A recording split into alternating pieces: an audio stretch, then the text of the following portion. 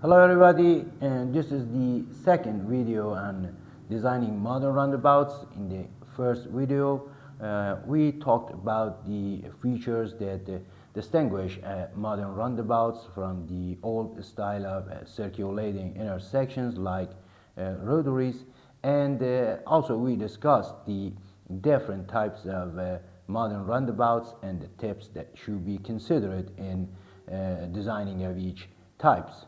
Now, here's time to go about geometric design of modern roundabouts. All right, I'll already introduced the references in the first video. Nothing new about them, so let's just skip him. As we discussed in the first video, modern roundabouts can be separated into three categories. The smallest one, mini roundabouts that can be easily recognized by this transversable center island. The reason behind is that they're too small to accommodate a minimum turning paths of large vehicles, so they have to drive over the center island, especially when they're making a left turn. The second type was single lane roundabouts, larger than mini roundabouts, but not enough to accommodate the entire path of large trucks within the circulatory roadway. So this transversable strap, this one I believe make it more clear. This transversable strap around the center island, which is called apron, will make up for lack of circulatory roadway width, and as you can see, rear paths of large trucks or parts of it run up over the apron. And the last type we talked about, multi-lane roundabouts. Generally it's a 2-lane or sometimes 3-lane roundabout, but it does not mean the same number of lanes must be provided around the center island or at all entries and exits. It could be different. We'll talk more about this in details in the following videos. Despite the larger circulatory roadway compared to the other two types of modern roundabouts, in some cases you may still need to provide an apron to keep the large trucks within their lane. All right, let's start discussing geometric design of modern roundabouts. Geometric design of modern roundabouts consists of 4 parts or steps. First step is to determine the size and position of inscribed circle diameter and alignment of approaches. To do so, we need to know first what the diameter ranges are recommended considering the type of roundabout, the design vehicles, environment, and such. And we also need to know typical ranges for geometric elements of entries and exits. So here we will start from this step, then we'll get back. The third step, divider 1, is to check whether the combined elements of a design roundabout is able to control speed at entries, and also whether the speed along a path or between conflicting movements are consistent, which means there isn't a differential of more than 12 miles per hour between successive reverse curves or conflicting movements.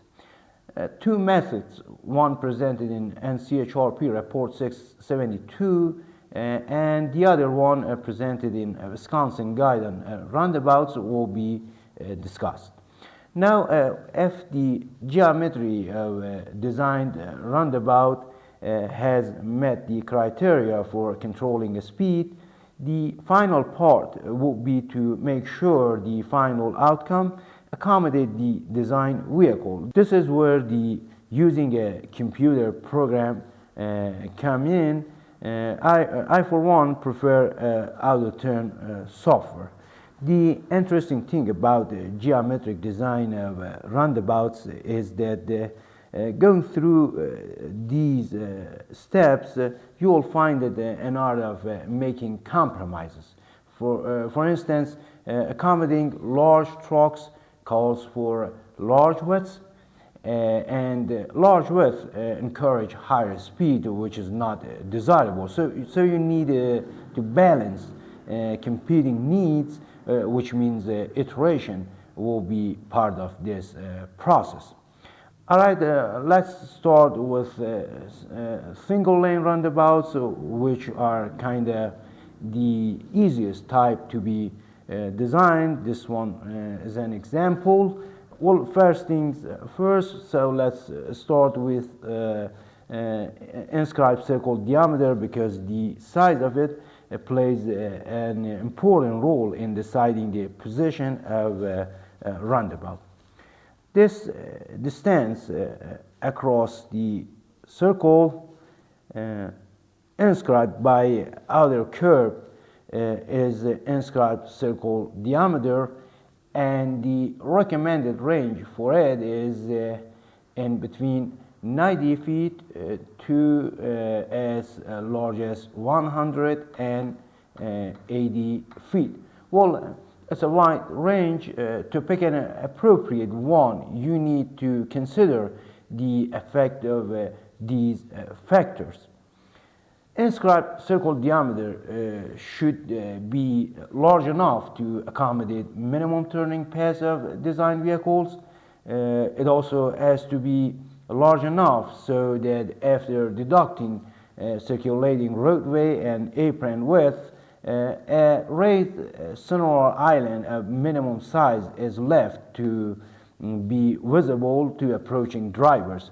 So it makes sense that large ICD are needed for rural areas due to the large design vehicles and special attentions for visibility of roundabouts in rural areas compared to the ones in urban areas.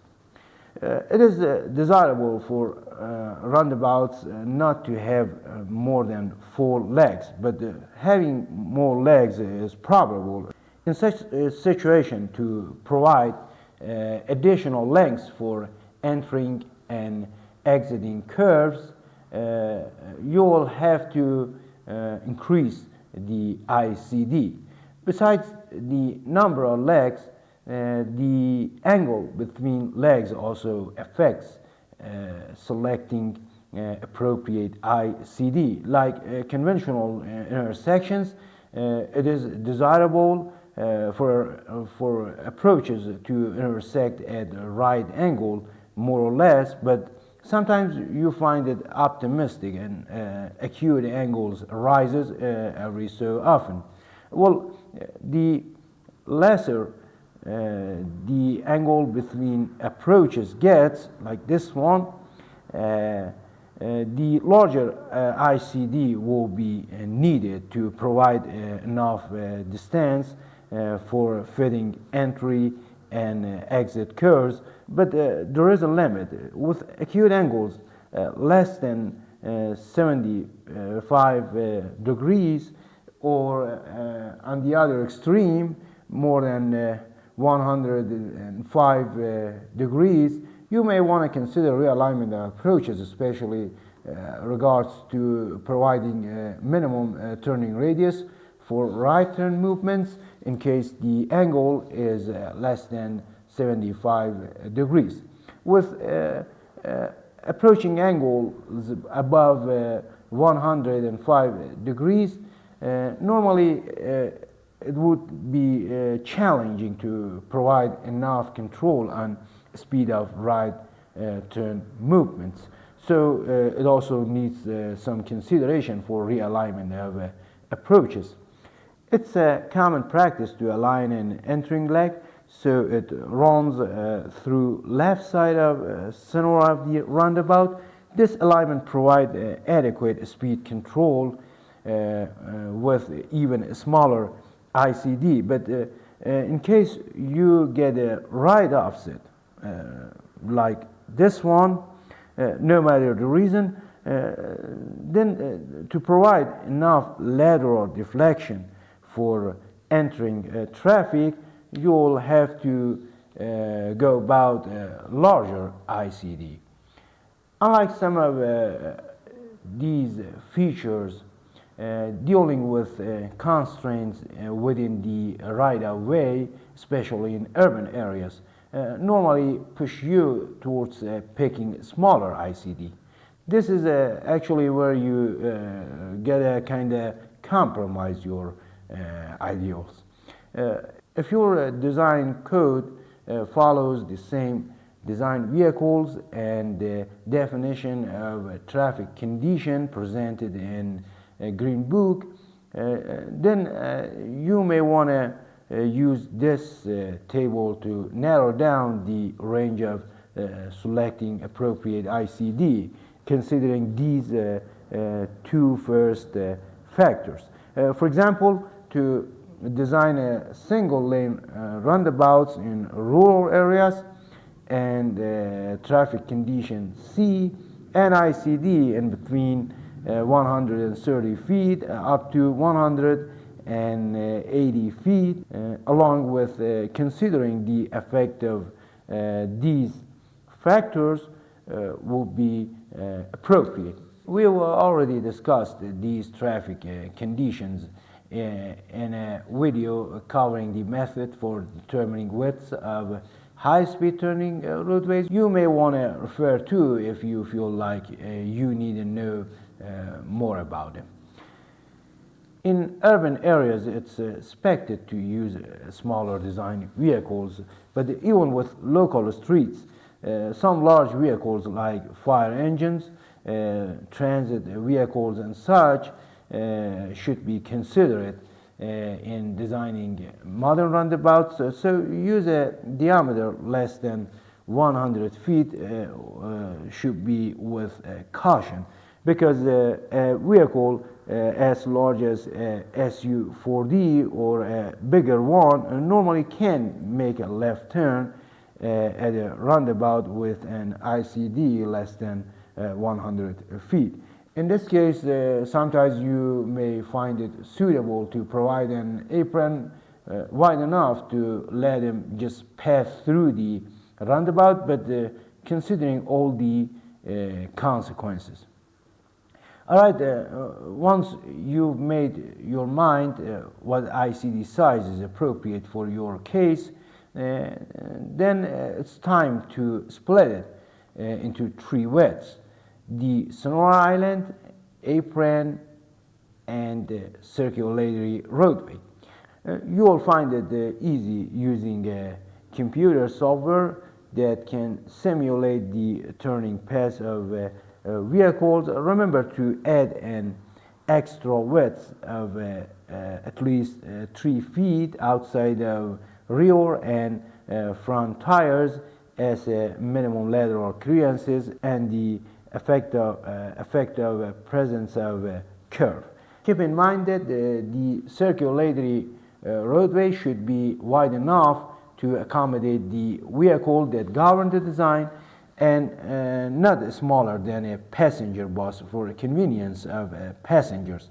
And circulatory roadway plus apron widths must accommodate the largest design vehicle that is expected to use the roundabout. You may want to consider these last two rows as a guide. All right, at the end of this video, here is some detail related to the edge of apron. Recommended cross slope is 1 to 2%. It's raised around 2 inches across 10 inches, and some other details. All right, it's enough for now. In the next video, we will go about geometric design of entries and exits of modern roundabouts. So bye for now, and thanks for watching.